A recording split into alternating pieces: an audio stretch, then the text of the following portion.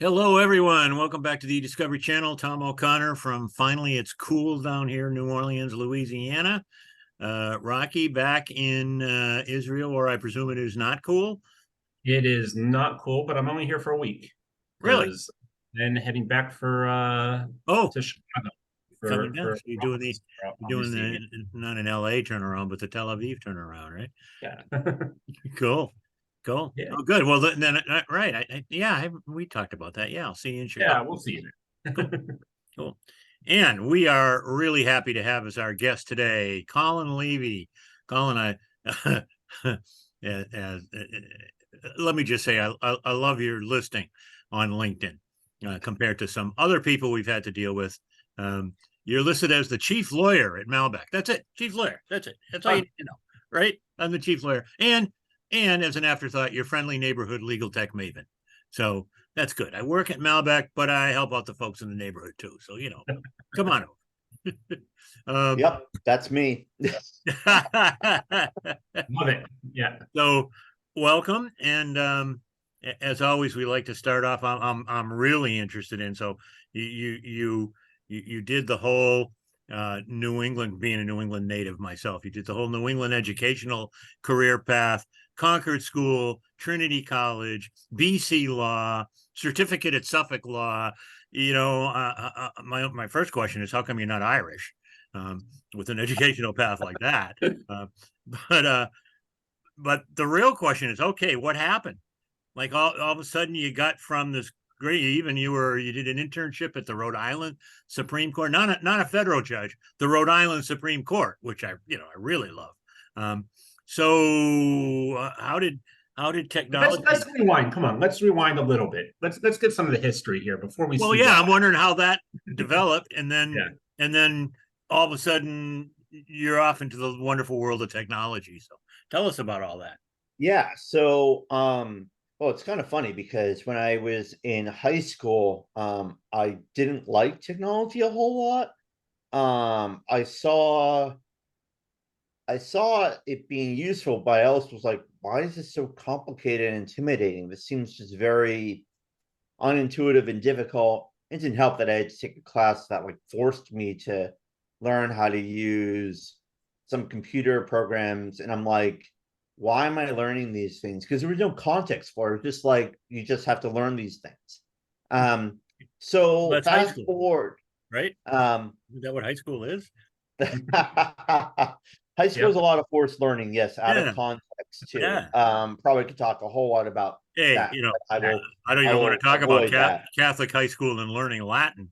Talk about lack of I context. took Latin in high school myself. There you go. Right, Gala Hey, S. I did Aramaic. Let's go Yeah. even. Oh, even better, even Yeah. better. Yeah.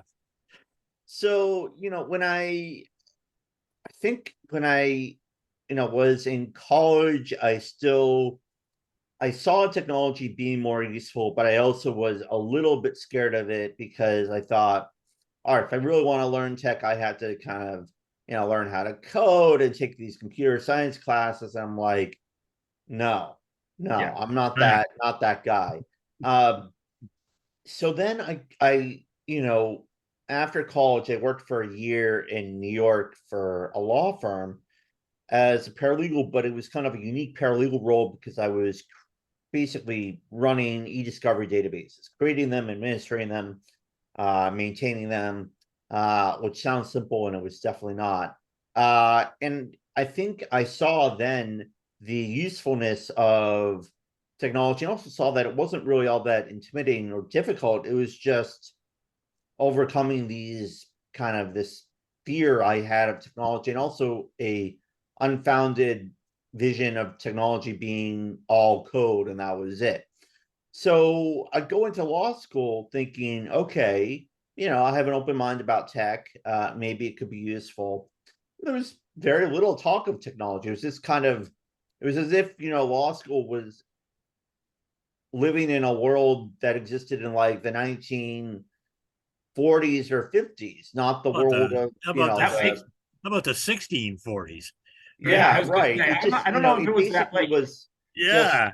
um essentially, for the most part, 3 years of legal history, which was, look, legal history is important. You want to understand how things came to be, but you don't want to stop there. And it seemed to me that law school stopped there. And I thought to myself when I graduated, well, this is a little weird because the rest of the world is very much tech savvy, or at least using technology, and yet the legal field is not at all, and that just seemed odd to me. So I started to kind of just take it upon myself to learn more about technology and its intersection with the legal industry, mainly through finding people who, like me, thought that something needed to change. And so I found some folks, started engaging with them, just listening to their stories, listening to their journeys. And I learned a lot that way, essentially about the intersection, and started then sharing my own thoughts about what I was learning and hearing. And kind of, it's just been that journey ever since, really. And it's now really become almost, well, not almost, it really has become an obsession. So let me interject there with a question. I wasn't sure where I would ask this, but you just brought up the lack of technology training in law school, which hasn't changed. You know, now we're up to like maybe 5 law schools that teach technology and e-discovery, but one of them is Suffolk, and you have, I noticed on your LinkedIn profile the certificate that Suffolk does in legal innovation and technology. How good was that? How useful was that program? So that was definitely, first of all, Suffolk, I would say, is probably the leading law school when it comes to legal technology education in the country. They just have invested a lot of time in their staff, in their courses, in their people. So that certificate was taught by a number of different leaders in the legal tech space. And quite frankly, it was incredibly useful to me. It really helped reinforce the path that I was on in terms of learning about legal technology and talking about it.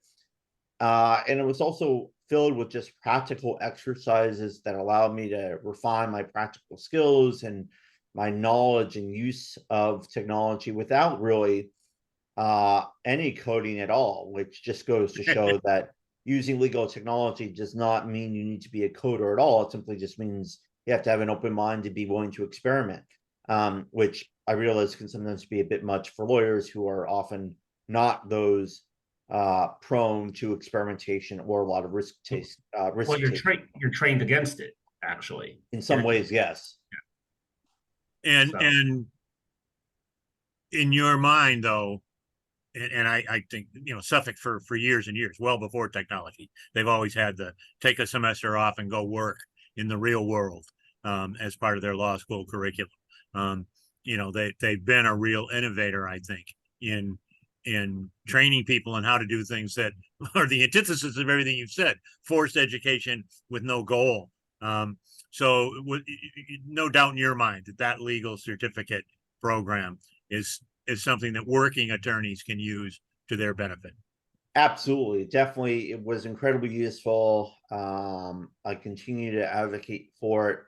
And I think that, quite frankly, the key, I think, to learning about legal technology is less about kind of sort of less about theory and more about practicality. I think the best way to kind of really get over one's fear of technology is to learn practical applications that are useful to your everyday work. And that's really what the certificate program focuses on. That's what, quite frankly, a lot of the courses at Suffolk that are in legal tech focus on.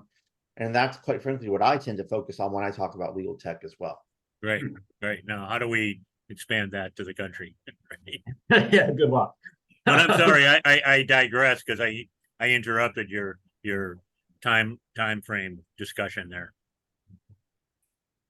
Yeah, so you've worked at a number of corporate legal roles. You've worked in law firms, and now you work for a legal technology software company. What have you seen as you've kind of progressed through your career? Obviously you've latched on and taken advantage of legal technology, but what have you seen in terms of, from each of those different approaches or types of companies that you've worked for, what the reactions and how people approach legal technology through each of those. Yeah, I would say that, in general, people have, I think, over time grown more open to at least learning about technologies. Certainly, I think the recent kind of impact of generative artificial intelligence has, I think, opened people's eyes to a lot of what is possible now with technology. At the same time, I think that there continues to be battles fought against all sort of the noise and hype that surrounds a lot of technology, including perhaps especially artificial intelligence. But I also think that, law firms and legal departments alike are recognizing that they need to learn about technology and use it more, not just because others are telling them to do it, but because they need to remain competitive in a highly competitive business environment. And clients are looking for those who are more tech savvy and can offer more sort of data-driven advice and support at lower cost. And that's really where technology can shine, is it allows for the delivery of legal services in many cases to be done quicker, cheaper, and easier, which in some ways narrows the gap between those needing legal services and those who are providing legal services.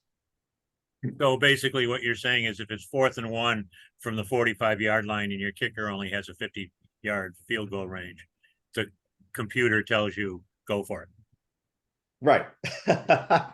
Yes, but with the computer, the computer or the tool will tell you, the computer will tell you to go for it if it thinks that the prevailing conditions are sufficient to support going for it.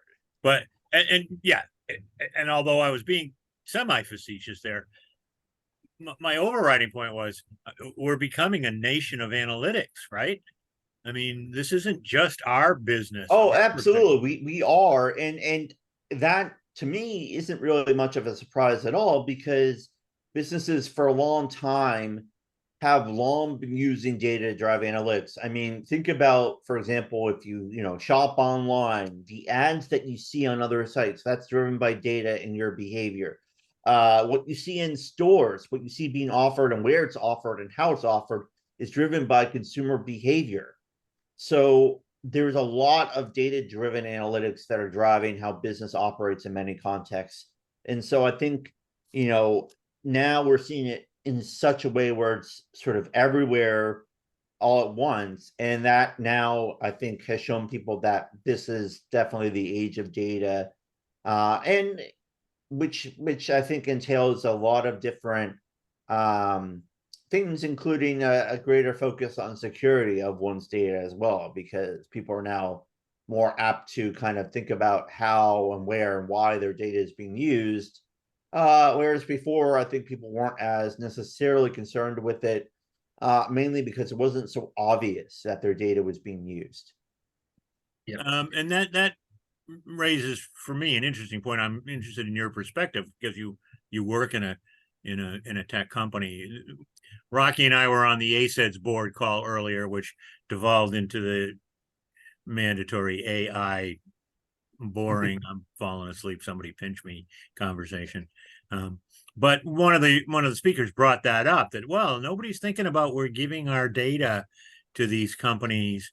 And I think he's wrong. I've talked to several law firms. A lot of people. Yeah, and one of the other board members spoke right up and said his firm's all over that. That's a real consideration. And do you see that? Do we've got AI and we've got privacy, and they seem to be these two different buckets in many people's minds, but the overlap, the interplay is enormous.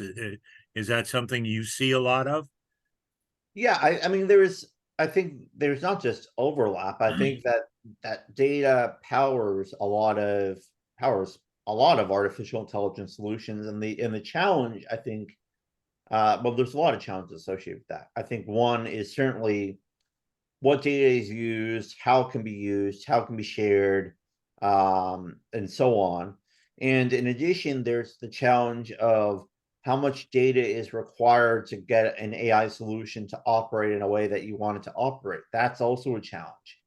And the problem is often those two challenges come into conflict with one another because, well, we need a lot of data to get this to work, but we also are restricted in terms of how we can collect this data, what types of data we can collect, and so on.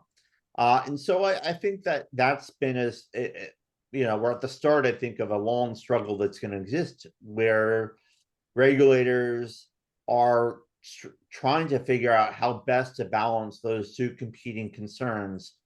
And I think the tendency varies in terms of jurisdiction, whereas, Europe tends to be a little more proactive, a little more restrictive. The US tends to be a little more permissive.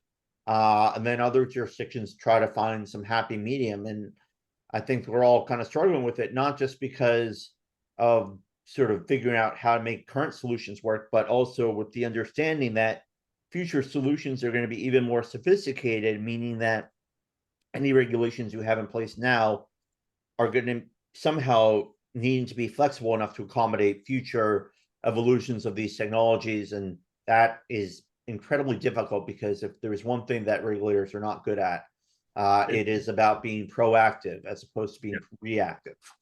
Yep. Yeah, I was friends with for years with Monty Ahals, a judge down in Maryland, and he used to, one of the early technology judges, he used to say, "Yeah, we're the only business that practices by looking in the rear view mirror."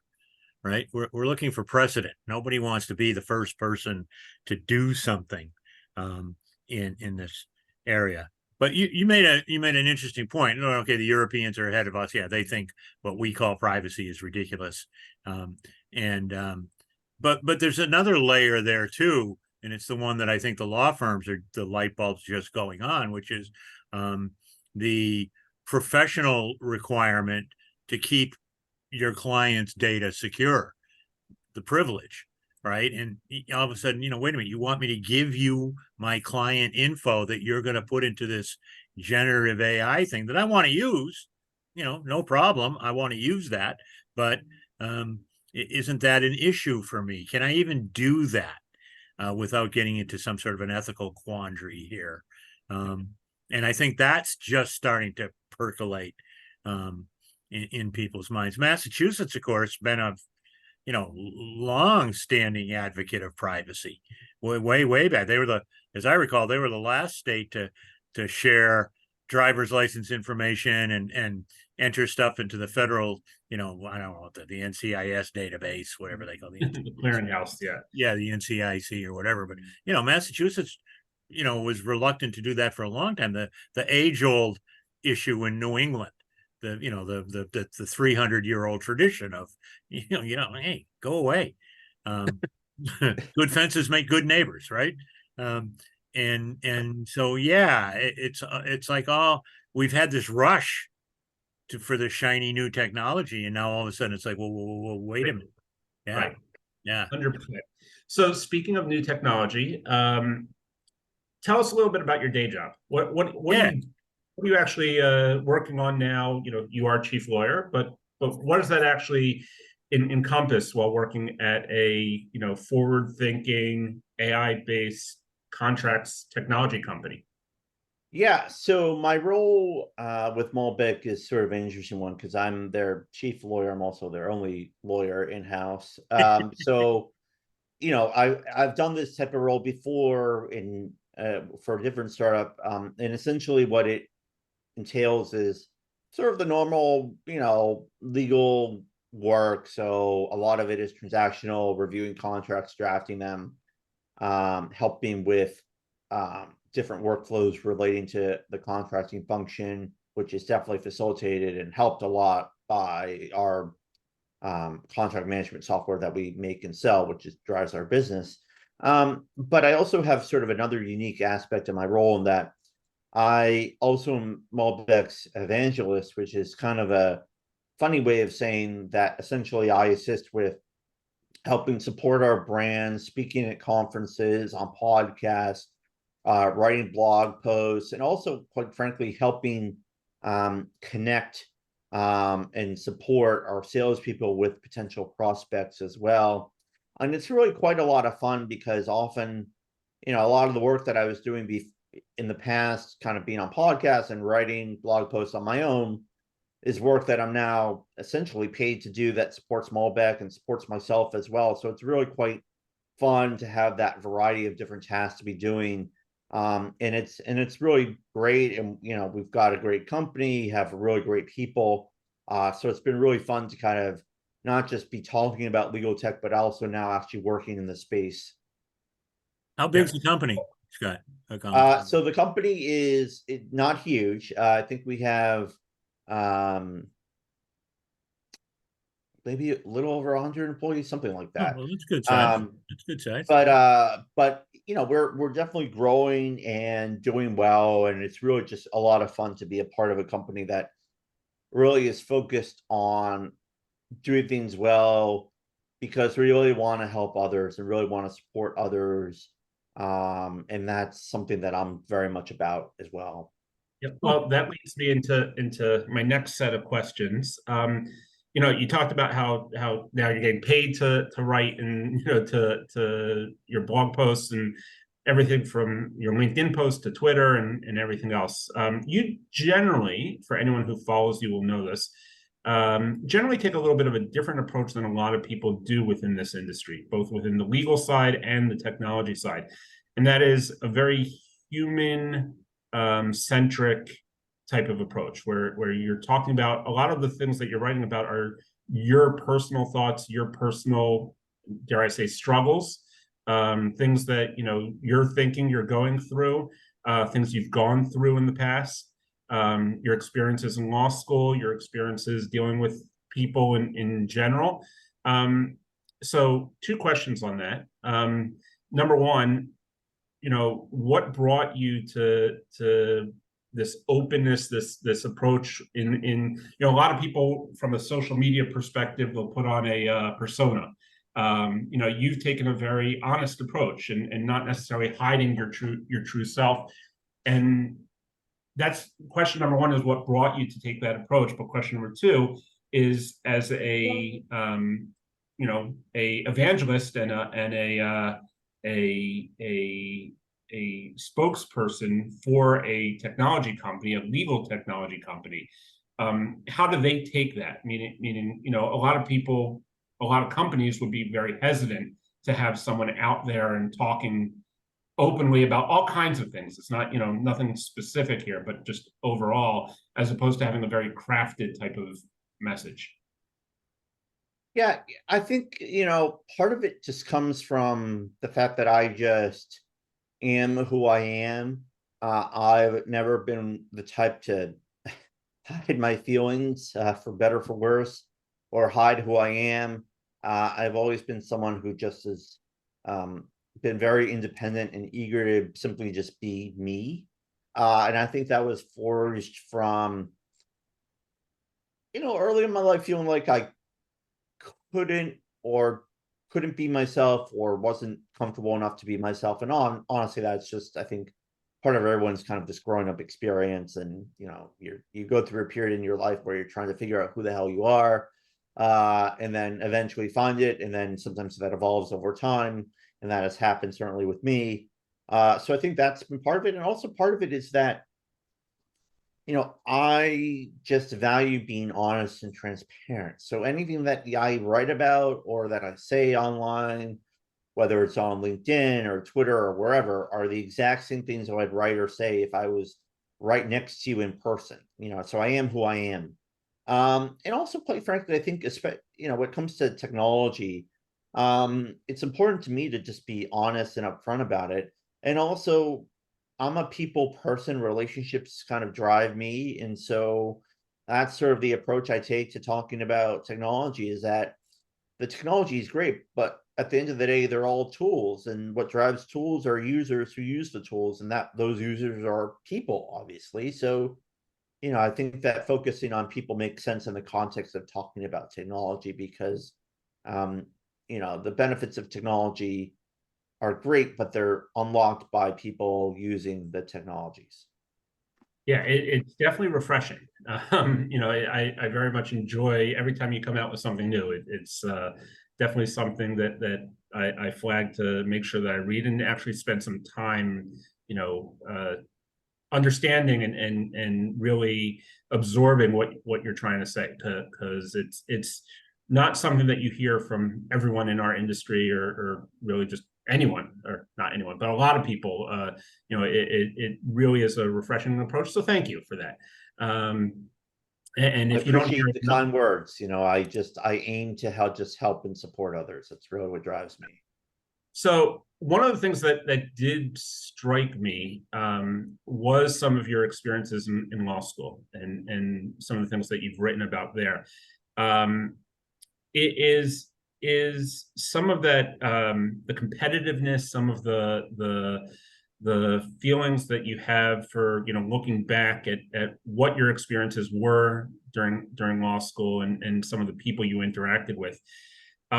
Are these things that you think are just inherent to the nature of law and how it's taught? Are they things that technology can actually assist with, and that we can become more open by the use of technology? And that's my personal opinion, is that we actually can use technology to help, whether it be in terms of DEI initiatives, in terms of just general, the typical thought of technology is the kids in their bedrooms, playing video games, not actually interacting. But I think it actually can bring people together in different ways. So is there room for that? Is there any movement on that from your experience in law right now? So a lot to unpack there. I think that I would say, to start with, I think that the legal profession in general, and law schools in particular, tends to attract certain personality types, which tend to be competitive, which tend to be somewhat argumentative, and also deeply analytical and driven and ambitious. Now, mind you, all of those things are not inherently good or bad. They just are. I think, though, that when you enter law school, a lot of law schools tend to, in some ways, facilitate and or support some of the more negative attributes associated with some of those traits, partly because, when you're in law school, there's a lot of competition because you're often graded on a curve. Grades often determine who gets what jobs at big law firms, who gets on law review and all these other things. But for me, I was never really interested in law firms to begin with, never wanted to work for them. While I am an inherently competitive person, I also was never really one to kind of like trying to one up another person in law school, because I'm just like, this is not going to matter in 10 years. It's not. So why am I wasting my time doing it? And that in turn helped me find people who, like me, were not of that type, which helped with law school, although it still was not necessarily the most fun 3 years of my life for a variety of reasons. So I do think that law school in some ways does engender some of the negative aspects of the traits that I mentioned. However, I do think that technology in some ways can help facilitate a more open, more transparent, a less sort of inherently contrived competitiveness, because technology allows for people to do work in ways that are more, I think, productive, allows for people to focus more on those things that matter and spend less time on other things that don't matter. And one of those things that does matter, I think, is building relationships with people. And I think that, for a profession that is inherently aimed at helping people and in some ways building relationships with others, it also seems to be its worst enemy in that regard, and that it seems to kind of impede that work as well. And certainly law school contributes to that. That being said, look, I'm just one person. My law school experience was just one experience. I think that, the law school I went to was a good one. I don't regret going there or going to law school in general, but I do think there are definitely areas of improvement, like there are in so many other aspects of life. Okay. Tom, before we move to the closing section of the chat, any additional questions? Well, one that just came up in a discussion I had with some other people. We're going to do a little panel on it in on e-discovery day in December. How have things changed since you came into the provision, technology wise? And you know, you just said you think that technology can help people work together more collegially, break down some of those individual barriers. Is that happening? Are you seeing that? I definitely am seeing that. I think that there's at least on the in-house side, but also on the law firm side, I have some friends who are partners at law firms. I'm seeing more collaboration. I'm seeing more creativity. I'm seeing more a greater willingness to sort of work together on things instead of competing against one another just for the sake of competing. So I certainly think that has improved. I also think that technology in general continues to evolve very, very quickly, far quicker than I think the legal industry can catch up with it, or any other industry can catch up. And I think the point really is not to try to catch up, because I think that's a losing proposition. I think that the point is to just always keep it in sight ahead of you and not lose sight of it, because it's always going to be ahead of you. So that's what I would say. And I think that in general, technology and people go hand in hand. So I think that the more focus there is on that than on just one or the other, I think the better off we'll be.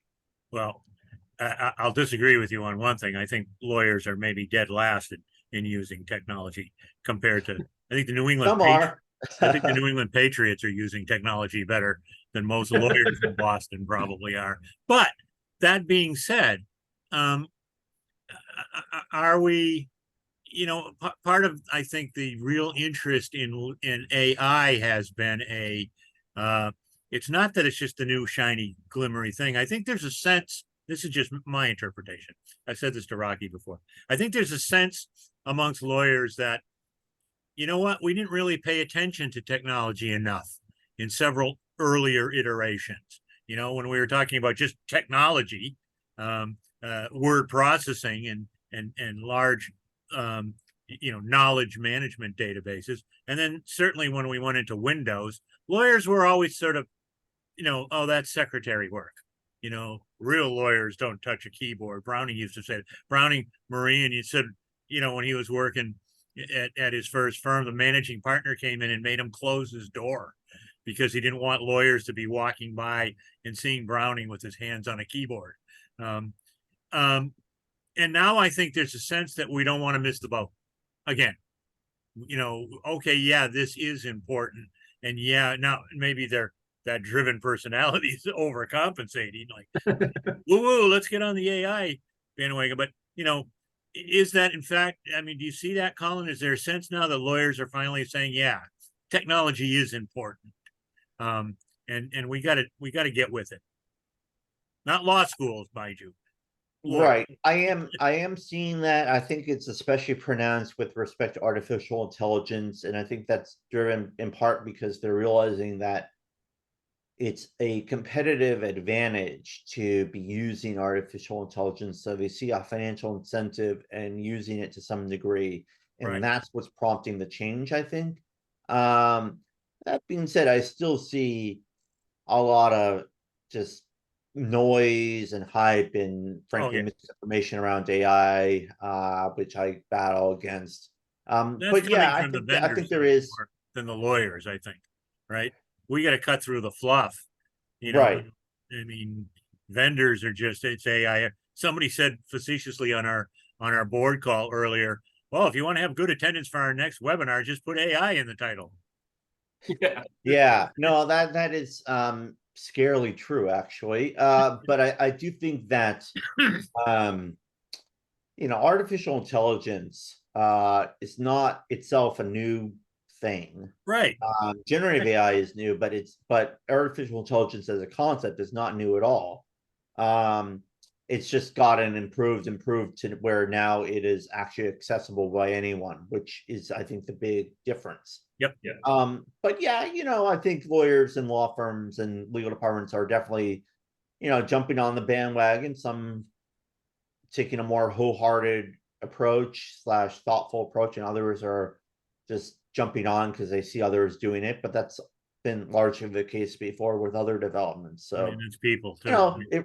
I think, the industry remains a work in progress at best. Okay, fair enough. Okay. A couple of quick questions before we close out to get to know you a little bit better, Colin. So again, quick questions, nice short answers. What's your favorite book? My favorite book is probably Where the Wild Things Are. It was a childhood book. I loved it so much. I don't know why. I think it was just because it was so just inventive and creative. And that's just, I've always been one who hasn't been one to follow the path of everyone else. And the book is kind of just I think exemplifies kind of just exploration and experimentation. So yeah, it's a book that just really speaks to me quite a bit, even all these years later. I always liked it because the monsters weren't scary. The monsters Right, were they're fun not and scary. laughing and dancing, Yeah. and Right, and monsters don't need to be, nor should they be necessarily scary. Of course, I say that being someone who loves horror movies. So yeah. Okay, if you could have an unlimited supply of one thing and it can't be money, what would it be? Time. Time. Okay. That I definitely can understand that one. I think that if I could have all the time in the world, there's so much I would want to do, and I would feel less rushed trying to do them all. I hear that. Well, Beach or snow? Snow, by far. Okay. Who is your favorite Disney hero, heroine, or villain? I would say that what is her name from The Little Mermaid? Ursula. Not The Little Mermaid, mind you. Ursula. Ursula, yes. I love her because she's just very clear about her intentions, and she just goes after it. And honestly, I think she's probably one of the best villains in the Disney world. I think the only other one I can think of would be Scar from The Lion King. Okay. One line, only allowed one line here. So, piece of advice that you would give to your younger self. Know thyself. Definitely a good one. And with that, I will turn it over to Tom to wrap things up. okay, one more quick question before we. So the penultimate question is: Beatles or Stones? Oh, geez, probably Beatles. Well, As it should be. at least he was reluctant and said that. Yeah. No comment. I am, as an aside though, in Rocky, this is an ongoing thing. Rocky is a huge Beatles fan, as am I. I think they were a great talent, but and I'm a fan of the Stones as well. I'm a rock and roller. Yeah, I mean, really, the best answer to that for somebody from Boston is Jay Giles, but that's a whole different. But what is the ongoing fascination with the Beatles? I mean, it doesn't seem to die. There seems to be more interest in Beatles, what they did, and the songs. And McCartney, of course, is riding that wave of just people. That's Ringo. Not so much. I mean, Ringo is, but Ringo's been doing the Ringo All-Star Band for 50 years. Yeah. And, Ringo just kind of is Ringo. He kind of goes along. And I just, honestly, for me, I just, more Beatles songs to me seem to be a little more thoughtful than the Rolling Stones, which is not to say that I can't rock out to the Rolling Stones. I can, but it's different. Well, they're songwriters. The Beatles are blues musicians at their root, and that's basically 3 chords, 4 thoughts, and turn it up to 11. Which really, if I could put that on my grave, I would. So, but yeah, but there seems to be this. Is it just that it's a new generation that's finding them now? It's not I us. think so. I think that's definitely a part of it for sure. Uh-huh. Uh-huh. Because I'm just constantly amazed that, hardly a day goes by I don't see a news feed item about, not just about McCartney, but about a Beatles song, or, that thing that Peter Jackson did a year or so ago, just, to rave reviews. I mean, I thought, oh, that's going to be interesting, but people loved it. It's like they want to know all about it. So anyways, it just seems interesting to me. Final question. Final question. Which is also perhaps a throwback question. If you could spend a day with anybody from our profession, living or dead, who would that person be, and what would you do with them? Sure. That person probably would be Peter Lederer. He died a couple years ago. He was someone who had a very interesting legal career and journey, and was a very strong supporter of innovation and the future of legal education and law practice. I actually interviewed for him for my blog. Huh. And he just, he had always been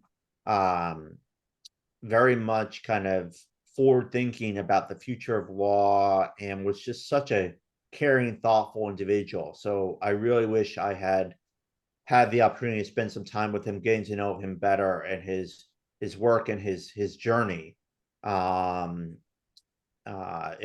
sort of what made him the way he was, because he just was such a fascinating Yeah. source of inspiration and education for myself. And I think we just don't have, and maybe it's America, like we don't have educators like that anymore, but I think we don't have legal educators like that for sure. So yeah, that's a great thought. Yeah. Well, Colin, thanks for joining us. Thanks for taking the time to share your thoughts with us. That was great fun. How's the weather up there? Did you guys, you're west of the city, but you didn't get hit by that hurricane at all, huh? We Stayed just out got a to- little wind from it, but it's just the weather here today is horrible. It's raining, just like it's been for the last 3 months, basically. It's really just been just wet and miserable. So I just really am over it. Not to mention the fact that, as I implied in an earlier answer to your question, I'm not much of a summer guy. I'm way more into the fall and the winter. Right. Well, hopefully it's right around the corner. I hope so. Thanks again. And Rachi, I'll look forward to seeing you In a week. next week. Next week, yeah. Oh, when we release this, it'll be this week. So Well, yeah. That's right. Well, thanks very much. Really appreciate the opportunity. My Thanks. pleasure. We'll see you all again at on the eDiscovery channel. Thanks, folks.